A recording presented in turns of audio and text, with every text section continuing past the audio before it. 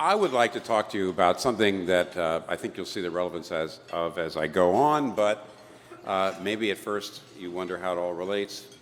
If I was going to give a title to my address, it would be Identity, Business, and the Christian Gospel.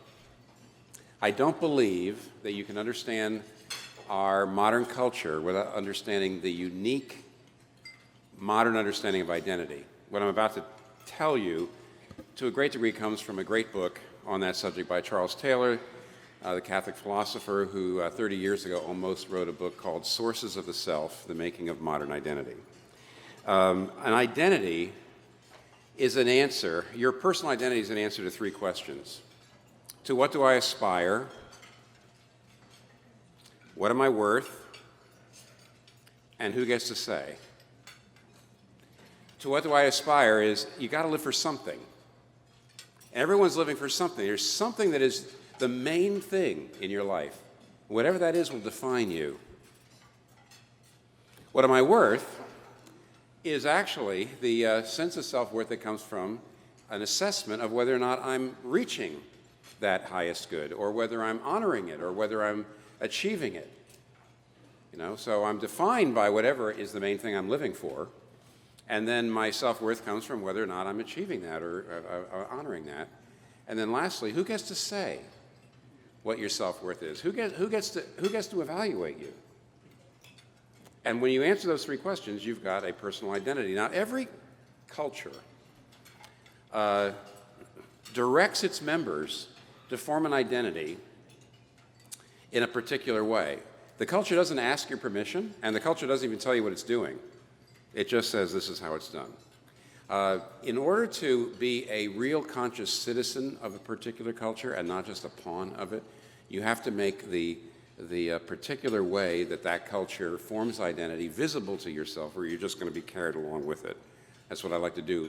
Let's talk about what is unique about modern identity, and then how it creates a problem, especially for people in business, or the particular ways for people in business, and then how the gospel is the answer, the way forward. First of all, what do we mean by the unique modern identity? I'm going to oversimplify.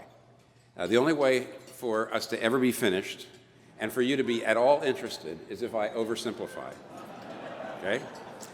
And therefore, I'm going to talk about traditional identity and modern identity. Traditional identity is the way every culture used to form identity, and the way non-Western cultures still do. And modern identity is the way Western cultures do, and increasingly so. Now, traditional identity is outside in. You first go out and find that highest good, something outside of yourself: God, family, moral truth, nation, your community. And after you find out what that highest good is, you come back in and you rearrange your life, and you make the sacrifices necessary in order to align yourself with that. And your self-esteem is actually the honor that your community bestows on you if you sacrifice your own selfish interests for that higher good. Modern identity is exactly the opposite. It's inside out. See, traditional identity is you go outside to find out what the highest good is, then you come inside and rearrange your life for it. Modern identity is you go in first. You go in and look at your deepest desires. You go in and look at your deepest feelings and dreams. And you decide what those are. And then you go out and you tell everybody, family, church, community, that they have to make the changes. They have to adjust to accommodate you. And you are the only validator. Your community is not your validator. Your community does not get to say, because only you can assess your own worth and value. So there it is. Traditional identity, you are your duties. And your self-esteem comes from the honor that your community bestows on you as you sacrifice your selfish interests for the greater good. But modern identity is you are your desires, you're not your duties. And your self-esteem is the dignity you bestow on yourself when you assert who you are against any claims that church or state or family or God have on you. Charles Taylor says the modern self is what he calls a buffered self, which means there's a hard coating. Older selves, you might say traditional selves, were porous. Now, what does that mean? Older selves felt the pull of things outside. God, or family, or the needs of my country, or the needs of my community are in some ways more real than my inner desires.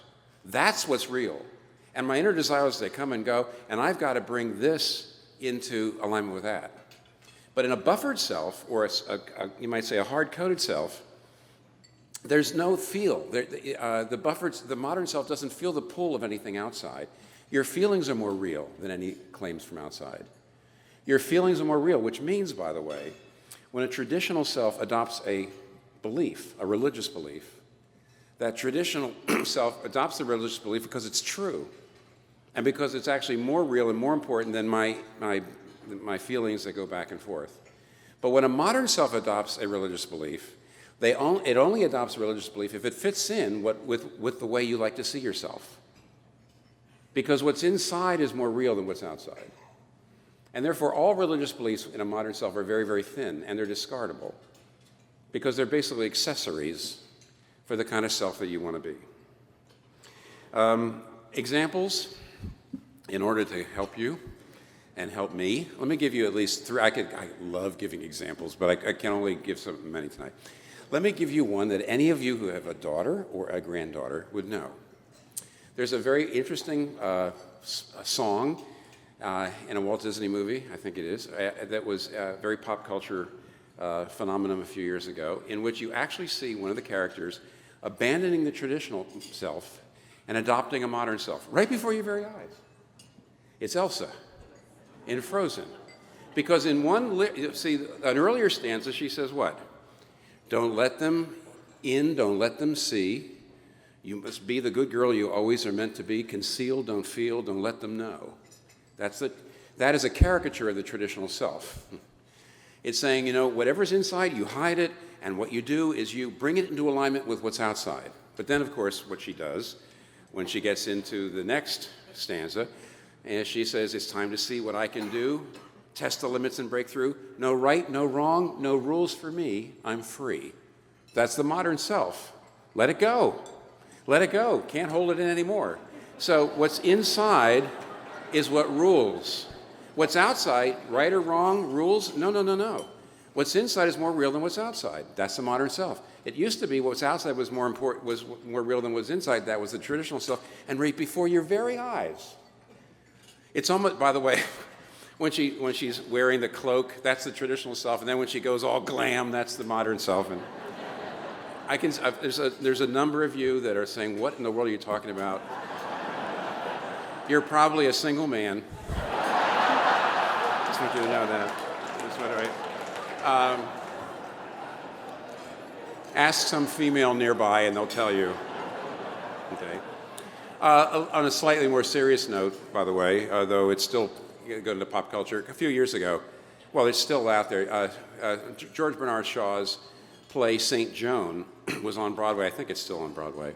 And when it first came out, it was reviewed, and the New York Times Review said, it was, the name of the review was Joan of Arc and the Monotony of Sainthood.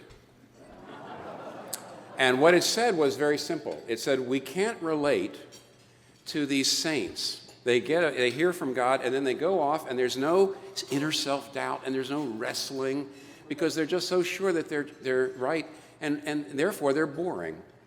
But not only that, they're phonies. Now, and if you read through, what they're actually saying is, we don't believe that the traditional self was a real self. We don't believe there is anything more real than the inner self. We don't believe there's anything out there that's real. And therefore, modern people, the modern self is more interesting because we're always wrestling and we're never sure of ourselves. And am I doing the right thing? Is this who I am? Have I really? By the way, a perfect example, and here I go to pop culture. J.R.R. Tolkien was a world-class scholar in Old English, Anglo-Saxon literature. He understood that in epic sagas in the old days, heroes did not have a modern self. They had a traditional self. But when the Lord of the Rings was put into cinematic form, you have Frodo saying to Gandalf, who can I trust? And Gandalf says, trust yourself, Frodo. Trust your own inner strength. Tolkien would never have said such a thing. Aragorn in The Lord of the Rings, the king, is just filled with inner angst about, is this who I am, and I don't think I've got what it takes. They couldn't help themselves. Peter Jackson, who made The Lord of the Rings, kept saying, I'm trying to really honor J.R.R. Tolkien, but actually he cannot conceive of anything but a modern self. And he tried. He tried so hard. Here's one more thing. And by the way, this is another thing. You single men, you can tune out of the next 90 seconds as well. Because we have bought our granddaughters certain gifts, I regularly get a catalog, American Girl. And you do remember, I think, that the purpose of dolls at one time, among other things, was to help girls get ready to fit into a family, to get ready to, right now, by the way, I do have twin grandchildren right now who are under the age of 1 month. And by the way, well, yeah, individualism doesn't work when you've got twins. You say, what about me, and what about my needs, and what about me? You forget about that. But you see, originally dolls were a way for girls to say, this is what it means to fit in. This is what it means to fit into a family and to take on these certain roles. But that's not what American Girl says the doll's for now. Here's what it says. It says, these dolls will let her know, that your daughter or granddaughter, that her individuality is something to celebrate every day. Every girl has her own story. Every girl has the stuff that makes her her. Every girl has the things that set her apart from every other girl. Given the chance to express exactly who you are, how will you share your own inner star? These dolls will help you. In other words, you choose the doll to help you express your own inner star. It's a modern self, not traditional self. Now, and do you see, the culture doesn't ask your permission. The culture just blasts you with it, and nobody knows there's any other way to do it. But it's created problems, and let me talk about that for you. Let me give you the cultural problems at a kind of higher level, and then talk about how it affects us in the professions, and especially, I'll mention the business world. Anyway, there's 4 reasons why the modern self, in many ways, is a very problematic thing. One is the modern self is incoherent. If you go inside first and decide who you want to be and who you are, by looking at your own inner feelings and desires, the fact of the matter is, as we all know, they're incoherent. They contradict each other. They contradict each other, and they change. Even Freud knew this, by the way. They contradict each other, so you can't go in there and figure out who you are by looking. The way I try to make it, I try to explain this to younger people. I say, you remember when you were 20? When you were 20, you could think back at your 15-year-old self, and you realized your 15-year-old self was pretty much an idiot. What your 15-year-old self thought was important, you're pretty much an idiot. But then your 25-year-old self could look back at your 20-year-old self and say, you were pretty much an idiot. Now, then it slows down a little bit. Your 35-year-old self can certainly see your 25-year-old self, you were kind of an idiot. You see what's going on? We're all idiots right now. Right now, we're idiots. We're idiots to our future self, if you live long enough. Which means, how in the world do you look inside and say, this is who I am? Because you're 30, 10 years from now, you're going to look back and say, no. A Christian writer, Francis Spufford, puts it like this. He says, if you really understand yourself, quote, you are a being whose wants make no sense, don't harmonize, whose desires deep down are discordantly arranged, so that you truly want to possess and you truly want not to at the very same time. If you look at your desires, you will find that you're equipped for farce and even tragedy much more than you are for happy endings. So you look inside. The modern self is incoherent. Secondly, the modern self is extremely fragile. Now, this is where Charles Taylor is brilliant. Charles Taylor says, when you tell yourself, don't let anybody define you, You look inside and you decide who you want to be, and you don't let anybody tell you what is right or wrong for you. And only you can validate yourself. He says the trouble is we are irreducibly relational creatures. We have to, nobody can really say, everybody else in the world thinks I'm a monster, but I don't care. I like myself. You're not going to be able to say that. But see, if you tell yourself only I'm the ultimate validator, and you don't give that right to anybody, you don't give it to your family or your community, you know what that means? You're going to be radically insecure, and you're going to need constant affirmation. You say, no, I validate myself, but that doesn't work. You're going to need constant affirmation. It's the reason why civility is breaking down, because to disagree with me is basically to undermine my identity. It's the reason why to bolster your fragile sense of self-worth, because it's very fragile. Whenever you're trying to validate yourself, you're never sure you've lived up to your own standards. And it's the reason why we can't look at other people as just being wrong or mistaken. We demonize them. It's a way of bolstering. You're awful. That's how I feel good. Or, I love this quote from Madonna in an old Vogue magazine interview, where she says, my drive in life is from the fear of being mediocre. That's always pushing me. I push past one spell of it, and then I feel I can discover myself as a special human being. But then I feel I'm still mediocre and uninteresting unless I do something else. Even though I have become somebody, I still have to prove that I'm somebody.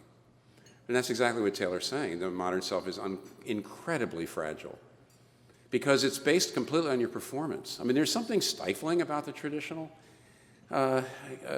identity in traditional lands, where if my mother and father think I'm a good person, then I feel fine. But that can be a little stifling if your mother and father are unreasonable people. But you realize how much easier that is than trying to prove it to yourself and to the whole world that you're great in business, or you're beautiful, or you're smart, or you're this, or you're that? Thirdly, the modern identity, besides being incoherent, extremely fragile, does fragment culture. Now, here's something I don't think I need to belabor because we all know about this, but as Charles Taylor says at one place, he says, communities are eroding, families, neighborhoods, even the polity. People are less willing to participate, to do their bit, and they are less trusting of others, and indeed of any institutions or authority of any kind. Because, you see, we're buffered cells, and we don't take to anybody telling us how to live our lives. And I recently read an interesting book, an essay, by a modern woman who was talking about that if you have a modern self, why parenting is so hard for young people. And what she said was very simple. She says, every single other relationship in modern society now is transactional. Even marriage. If I'm not getting what I want out of it, I'm out of here. You know, every relationship is transactional. The trouble, she said, is you can't do that with kids. You can't divorce your 3-year-old, even though a lot of modern people want to do it. So what do? If you have a modern self, which means all relationships have to be transactional, nothing out here is more important than what's in here. Nothing. Well, then what do? You don't have kids. And so the birth rate goes on like this. And so families, marriages don't happen, and families don't happen. Here's one last thing. The modern self is actually an illusion. It can't happen. It doesn't really happen. Here's an illustration I try to give. I know it's a bit of a daring illustration, but I think it's fair. We say, no, we don't let anybody out here tell us what is right or wrong for us. We go in and we decide who we are, and we, in a sense, are self-created. Nah, no, you don't. Imagine, I have to go to Europe to do this. Imagine a man walking down the streets of London in the 800 years ago. He's Anglo-Saxon. He's in the shame and honor culture. And he looks inside his heart and he sees two things. One thing he sees is aggression. When people cross him, he loves to kill them. Okay. The other thing he sees in his heart is same-sex attraction. Okay. So what's he going to do? He's going to look at the aggression. He's going to say, that's me. Because it's a shame and honor culture. Warrior, right? That's me. He's going to say, that's me. The same-sex attraction, he's going to say, no, I think I need to put a lid on that.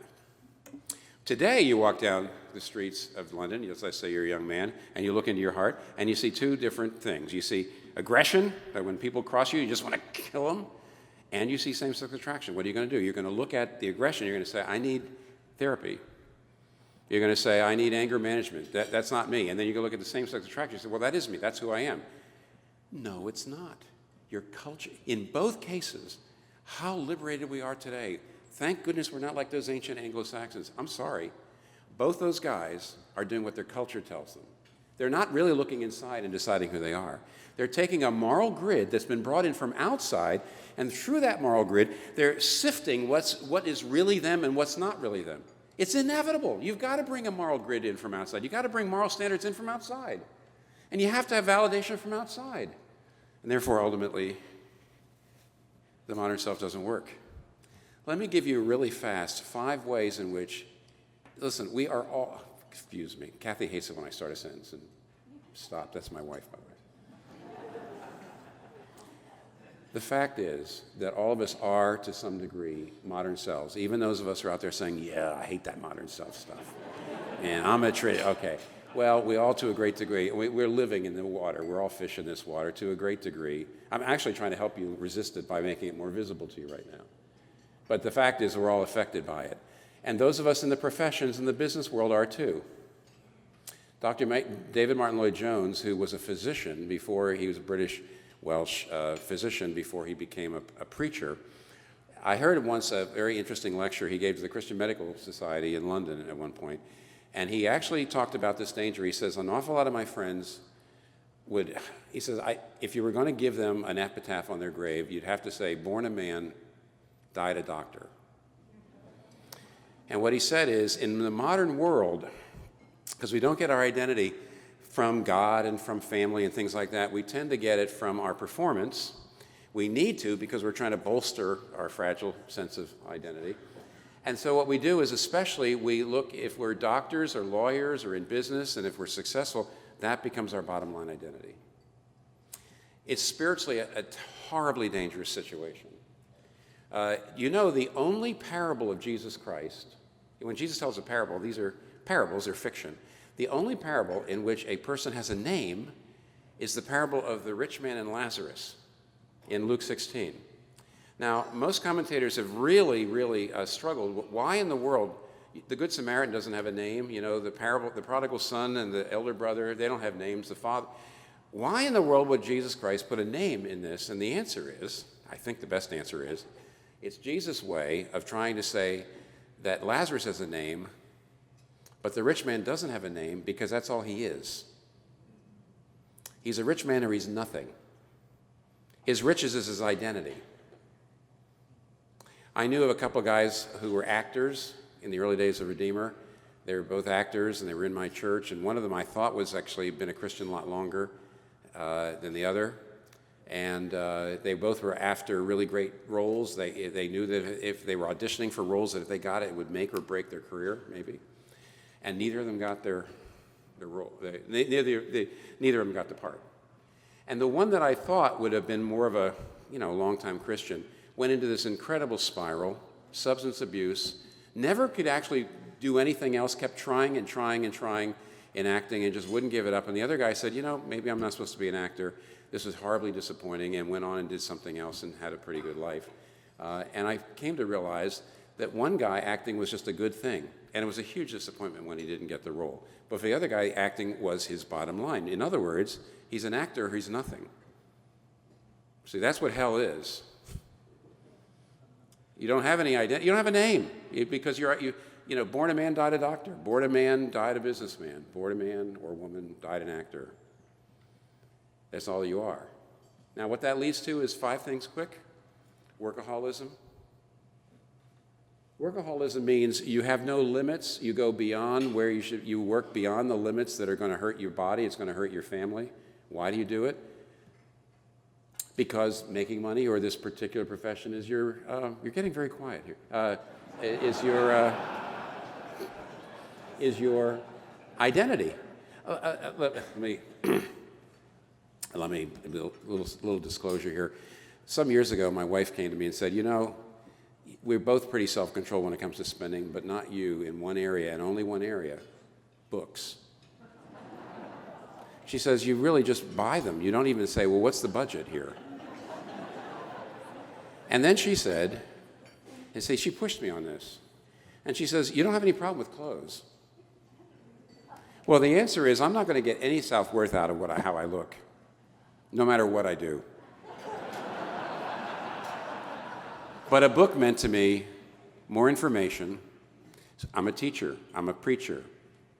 I want to be seen as smart. And when people say, oh, that's so smart, he's so smart, he tells me this, he tells me that. And that's the reason why I had no limits on writing on books, but I had plenty of limits when it came to clothing. Because see, if something becomes your identity, you don't have any limits. You're addicted to it. And you got to confront that. Workaholism is, you have adopted the modern identity, and now you're in business or whatever your profession is. So there's the workaholism. The second thing is you might say the success failure whiplash. If your identity has become your business and your profession, then when you're successful, it does literally go to your head. And what I mean by that is this. If you're successful at making money, which means you're really good at making money, you start to believe you're an expert on everything. And nobody will tell you, because they're kind of afraid of you. But the fact is, you really feel like I'm an expert on art, I'm an expert on ministry, I'm an expert on everything. And that's a sign of idolatry. That is a sign that what's happened is that you've turned your success into an identity. That you're not just good at making money, you're good. You're not just important, you're not just prominent in business, you're prominent, you're important. You've made it. And then, of course, success goes to your head, but any kind of failure, you saw what I gave you the example of the actor. Success goes to your head, but failure goes right through your heart. Because you don't have a self left. You don't have a self left. Another sign that you've turned business or your profession into a modern identity is the inability to critique yourself. Some years ago, there was a guy who wrote an article in the New York Times about why he got out of writing. He was a writer. His name was Benjamin Nugent. And he says, I came to the place where I realized my writing was getting pretty bad because I couldn't actually interrogate it. He says, I needed for it to be good, so I couldn't look at it and really see where it was flawed. And then he has this great line. He says, I made the quality of my work the measure of my worth. And when it had become an identity, it actually started to eat him up because he really wasn't in a position where he could get better as a writer, and so he got out. A fourth problem is the short-term, long-term thing. There's a woman named Erin Callahan. It's an illusion. Erin Callahan was a woman who in 2013, she wrote an article in the New York Times that she had become a pretty wealthy businesswoman by the time she was 40.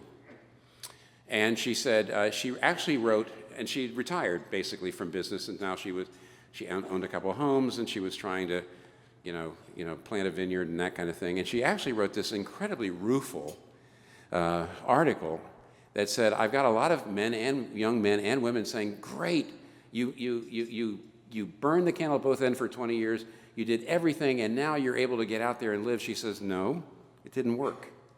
And what she says, which is pretty chilling, she says, she was very unhappy, and she says, see, what I did became who I was, and that is psychologically enslaving. She says to work that kind of time, and to make that kind of money, meant that when she stepped away from it, she didn't have a self left. She was a successful, hardworking, productive businesswoman, or she was nothing.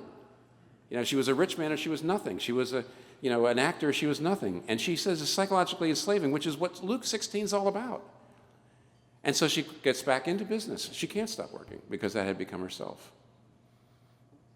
There's a fifth problem, and that is a lot of people actually choose the wrong jobs that they're really not fit for. But they know it'll bring them more social status.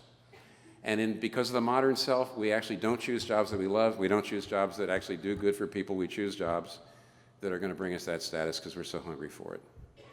So what's the solution? Is there a solution? Yeah. It's the Christian gospel. And let me just tell you how subtle this is. I am not saying the solution is to get religious. I'm not saying that. Peter, in John 13, Jesus says to Peter, Peter, you're going to deny me. And Peter says, not me, Lord. And he looks around at everyone else and the other disciples. He said, if they all abandon you, maybe they will, but I will never abandon you. If they all abandon you, I will never abandon you, which is another way of him saying, I love you more than any of these other people. Now, how could he not know that he was actually the biggest coward? He actually said, if there's persecution or something like that, I want you to know that I will be the bravest of your disciples. He was actually the most cowardly of his disciples. He denied Christ 3 times. How could he not know that? I'll tell you how he didn't know that. Because it was a false identity. He was not basing his identity, his self-worth, on Christ's love for him. He was basing his identity and self-worth on his love for Christ.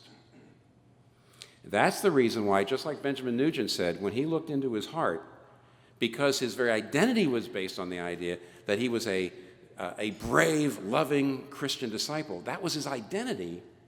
When he looked into his heart, there was cowardice there, but he just screamed out because he couldn't bear it. Because if he was flawed, if he was a coward, then, of course, he had no self left. You see how just being religious, just being, virtuous, can just be one more version of the modern self, or one more version of what the Bible would call it, works righteousness, self-salvation. But don't you see, the traditional and the modern self are horizontal, because the validators are here on earth, but the Christian identity is unique. It's not traditional, and it's not modern. 2 Corinthians 5:21, God made Jesus Christ sin who knew no sin, that we might become the righteousness of God in him. Now, what does it mean when it says God made Jesus sin? It doesn't mean he made him sinful. On the cross, he didn't start snarling and getting filled with pride and anger. He treated him as if he was sinful, which means that when I believe, I am treated, if he's treated as I deserve, I'm treated as he deserves. In other words, God made him sin who knew no sin, to be sin, that I might become the righteousness of God in him. God sees me in Christ. I'm united with him. All Christians understand that. And my flaws are hidden in that sense. And therefore, when God sees me, he sees something beautiful. And that means he's the ultimate validator. And his love for me is unconditional. Now, do you realize how different that is? In 1 Corinthians 4, Paul actually says something where he actually shows that both, not that he knew about it particularly, maybe he did by divine revelation, but he rejects both the traditional and the modern self. He says, I do not care what you or any human court thinks about me. He says, I don't care if you or any human court judges me. Yea, I judge not mine own self. My conscience is clear. That does not make me innocent. It's the Lord who judges me. 1 Corinthians 4. Did you hear what he just said? He says, I don't care what you think. That's the traditional self. But then he says, I don't care what I think. My conscience is clear, but that does not make me innocent. Hitler's conscience was clear. That didn't make him innocent. I don't care what you think. I don't care what I think. It's what the Lord thinks of me and Jesus Christ. That is unique. That's freeing. That's absolutely liberating. It changes both the traditional self and the modern self. It's a whole different approach. Let me show you how it works. In Luke chapter 10, I'll give you 2 examples, I'm done. One from Jesus and one from my own ministry. In Luke chapter 10, Jesus has sent the disciples out to heal and cast out demons. And they come back and they're really on a high. Because they say, wow, Lord, I mean, that's my paraphrase of the text. Even the demons are subject to our name. And they say, well, we got, it's sort of like, you ever see that old Donald Duck cartoon, power, I got power. And they were saying, even the demons are subject to us. And Jesus has the audacity to say, rejoice not that the demons are subject to you, but that your names are written in heaven. Now, that's an amazing statement. What he's saying, he says, I'm not saying that you can't be happy that you've delivered some people from evil. Be happy. But don't make it your name. Don't make it an identity. Say, do you realize that you don't have to wait to the end of your life, and if you're good enough, then maybe you'll go to heaven? Your names are already written in heaven, in me. He says, don't do that to yourself. Don't base your identity on your love for me or your power or your helping people or how successful you are. Don't do that to yourself. Do you want to have a fragile self? No. Rejoice not. It's a command. In other words, don't over-rejoice in the good things that you're doing, but rejoice that your names are written in heaven. That's right from Jesus. One example of this, I learned this years ago when I was still a young minister, didn't know better. I was talking to a woman who had had a terrible life because she was very pretty when she was young, and as a result, she kind of always had guys after her, and she turned men into an identity. That is, she said, I know that because I'm pretty and I always have these guys that are after me, then I know I'm okay. And of course, what that did, what it meant was she needed men to love her, and as a result, she was constantly getting into abusive relationships. So at one point, she broke loose from that, and she became a Christian. At the same time, she got some pretty good counseling, but she was going to a therapist who says, you know, you've built your identity on men. What you need is a career. And you can feel good about yourself because you will be a successful businesswoman. And she says, that's interesting. She says, you're asking me to get rid of a common fallacious female identity and enter into a common fallacious male identity. So I'll be just as enslaved to how the stock market does as I really was to how the guys look at me. She says, I don't want either. And I was such a young minister at the time, trying to minister to her, and she taught me. She says, here's what I do. Colossians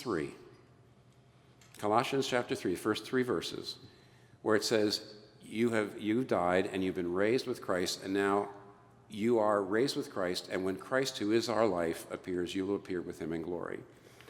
And it all talks about how Jesus is your life, and you are alive in him. And she says, if I see a guy looking at me, in the old days I used to say, come hither. But she says, now, inside my heart, it doesn't mean he might be a great guy. But she says, what I have to do inside my heart is I have to say this.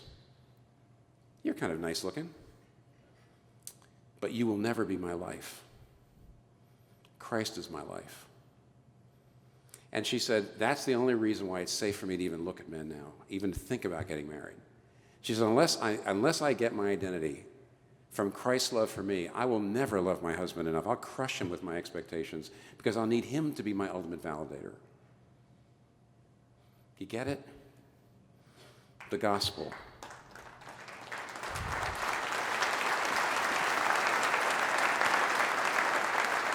Look, you know what? That sounded more like a sermon than a lecture, so I feel the need to pray. Forgive me. Let me close my remarks with prayer for a moment. Our Father, I thank you for showing us not only something about what we struggle with, but something about how ultimately your salvation in Christ is so helpful, is so crucial, without which we can do nothing, without which we cannot live. I pray that you'd apply what I've said to everyone's hearts here in whatever way they need it to be applied. I ask it through Jesus. In his name we pray.